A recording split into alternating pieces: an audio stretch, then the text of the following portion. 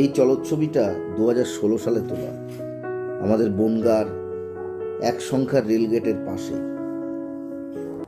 এরকম ছবি আমরা রাস্তাঘাটে সবসময় দেখে থাকি, প্রায়ই সময় দেখে থাকি।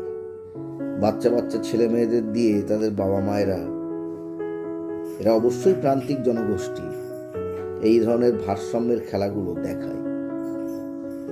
মাটির থেকে যে খুব উঁচু তা নয়, কিন্তু বাচ্চাদের পক্ষে যথেষ্ট বিপজ্জনক। পড়ে গেলে হাত পা ভাঙা, এমনকি ঘাড় মাথায় চোট লেগে মৃত্যু হতে পারে। তারপরে এই সমস্ত পরিবারের যারা থাকে তাদের কিন্তু লেখাপড়াও তেমন, লেখাপড়ার প্রচলন নেই বললেই চলে। তেমন কি এই বাবা বা মাও হয়তো এই কাজের সঙ্গে এরাও কম বয়সে যুক্ত ছিল।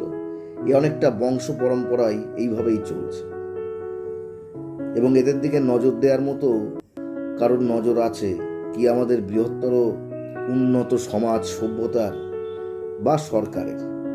দেখি না তো।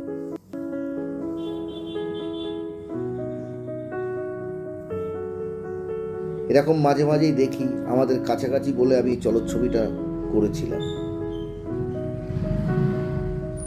আমরাও তো জীবনে এরকম ভারসাম্যের খেলাই খেলতে থাকি, তবে এরা একটু ভালো জীবন পাক, একটু জ্ঞান অর্জন করুক, লেখাপড়া, বিদ্যালয়ের লেখাপড়া শিখুক, আর 5টা ছেলে মেয়ে যেমন শেখে, সেইটাই চাই। কিন্তু যা চাই তা তো সবসময় হবেই, তার কোনো মানে নেই। অনেকটা এই পথেই জীবন, পথেই মরণ আমাদের।